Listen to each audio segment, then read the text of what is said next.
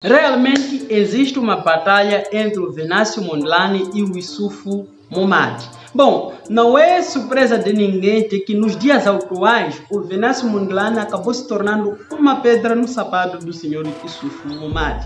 Até que ao ponto que ele surge nas ruas e daí numa pequena palestra com alguns simpatizantes do partido, tanto como alguns dos seus apoiadores, ele professa as palavras como de que aqueles malucos, aqueles idiotas, uma coisa parecida, que são cães de raças, que estão a tentar destabilizar o partido neste caso. Bom, lembrando que a insatisfação de alguns guerrilheiros, tanto como alguns simpatizantes do próprio partido que este senhor é o presidente, então não começa de já, não começa com o senhor Venâncio. Começa bem antes. O próprio Estado-Geral do próprio partido dele já mostrava as suas insatisfação pela governação que o seu general no poder, atualmente o seu presidente, estava a tomar e pela sua forma de posicionamento político, tanto como estratégico do partido. Então, tendo em conta isso, acarentou várias outras inquietações de várias pessoas. E o senhor Venâncio Mondlane é apenas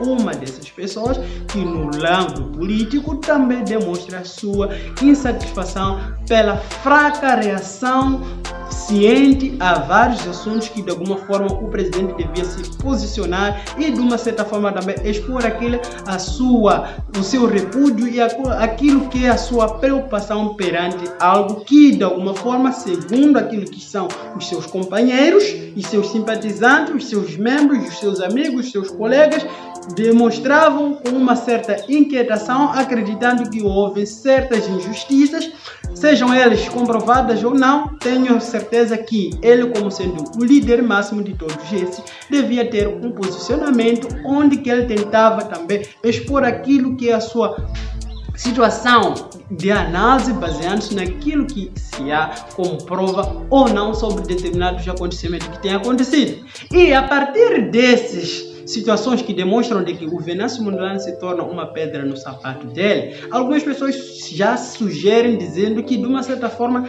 ele próprio, o presidente, ou melhor, o líder máximo da organização partidária neste caso, tem um certo medo da hegemonia, ou melhor, tem um certo medo da influência do possível senhor VM neste caso. Baseando-se naquilo que tem acontecido nos dias atuais, qual é a sua opinião sobre a questão? Será que ele mesmo está a dar medo a este senhor? Ou de facto será que ele mesmo é uma ameaça a este senhor? Lembrando que nessas candidaturas que eles fazem nos seus partidos, muitas das vezes não se baseiam com a popularidade das pessoas, não se baseiam com a popularidade que o membro tem. Muitas das vezes é basicamente um jogo político entre eles, que eles acabam se escolhendo entre eles.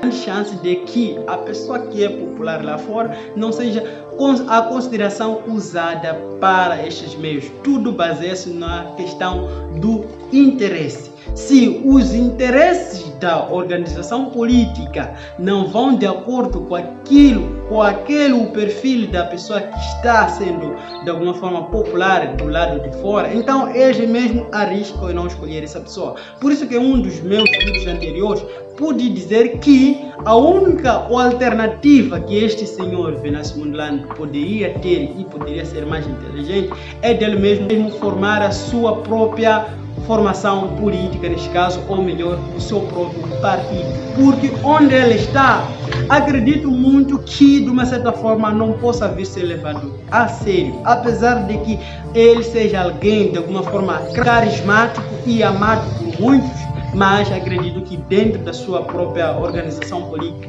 não seja este ponto de vista que muitos tenham a respeito dele. Alguns até podem ter esse ponto de vista, mas já sabem que nós os moçambicanos temos aquele nosso mecanismo de autodefesa chamado medo. Então o nosso medo nos permite com que nós possamos olhar para algumas coisas que nós conseguimos ver, mas nós nos façamos de que não estamos a ver aquilo que não estamos a ver. E logo surge a expressão dizendo: vale a pena um covarde vivo do que um herói morto. Então ninguém vai querer arriscar a sua vida querendo se colocando de frente e se opuser àquilo que são as agendas dos mais velhos e dos mais grandão por aí. Então acaba sendo mais fácil a pessoa apenas lavo as minhas mãos, isso aí é convosco, não quero ser visto nada mal com ninguém.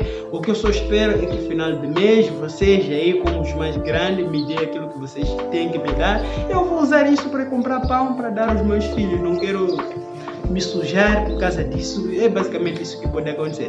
E a única solução que ele pode fazer é o mesmo que o David Simão fez: formar a sua própria formação política. Se ele é jovem, quer representar a juventude, então ele terá que formar um partido de jovens. Aliás, este partido também que ele está já se foi um partido de jovens revolucionário. Aliás, todos os partidos começam com jovens que lutam por uma causa.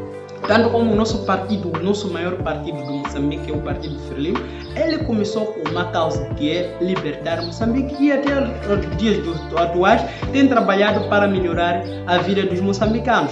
Tanto como o segundo partido que ele está, que é a Renamo, começou também com uma revolução de jovens moçambicanos que não estavam satisfeitos com os caminhos que o país estava tomando, baseados na sua economia, tanto como no seu estilo de vida, que era visto como exemplo no governo socialista que existia. Então, de uma certa forma, tanto como se ele quer começar algo novo, com novas causas agora, acredito que em Moçambique, sempre para abraçar novas causas, será necessário que surja um grupo de certos jovens revolucionários, apesar que atualmente já não se precisa mais de revoluções sangrentas, mas revoluções essas por meio do diálogo, que sejam criadas por meio de criação de outros partidos com outros tipos de agendas políticas que virão a servir com o andamento daquilo que são os ideais da formação daquele partido. Agora, dizer que os jovens que anteriormente sacrificaram as suas vidas para a revolução por meio de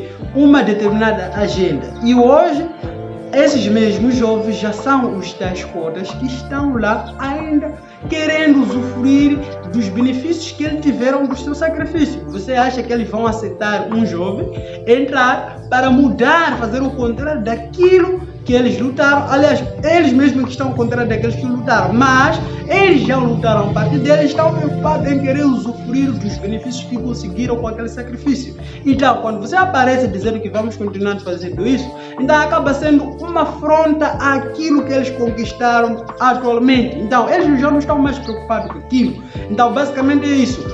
A continuidade é para os jovens. Então, vocês, os jovens que estão querendo mudar alguma coisa, vocês também que lutem pelas vossas mudanças que vocês querem para chegar à vossa vez. Nós lutamos pelas nossas mudanças e chegamos a esses dias atuais, estamos a usufruir daquilo que foi a nossa luta. Então, vocês não podem querer nos ameaçar, nos arrancar daquilo que foi o fruto do nosso suor anterior. Agora só estamos a gozar aquilo que nós lutamos, pelo qual é aquilo que nós lutamos.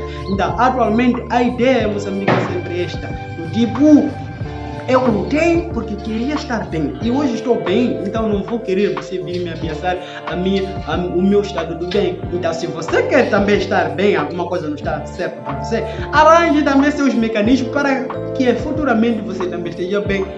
Alguns pensamentos é esse: eu já ganhei muito dinheiro, tenho dinheiro no estrangeiro, os meus filhos, mesmo que todos esses jovens amanhã estarem miseráveis, os meus filhos, o futuro já está garantido. Então eu vou querer sofrer mais porque já garanti o futuro dos meus descendentes. Então, vocês que querem também que melhore a vossa vida e garantir o futuro dos vossos descendentes, que lutem. É isso que acontece. Bom, nada mais falei. Adeus, nos vemos no próximo vídeo.